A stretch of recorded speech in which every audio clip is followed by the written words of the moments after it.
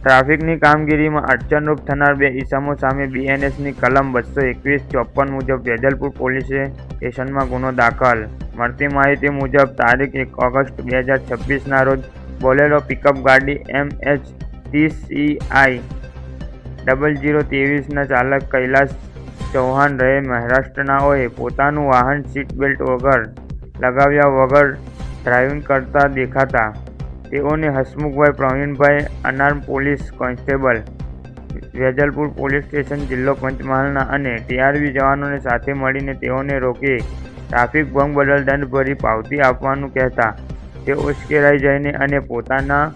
mobile phone ચાલુ કરી video ઉતારી ખોટા આક્ષેપો કરતા લાગેલ અને પોતે મરાઠી ભાષામાં જેમ ફાવે તેમ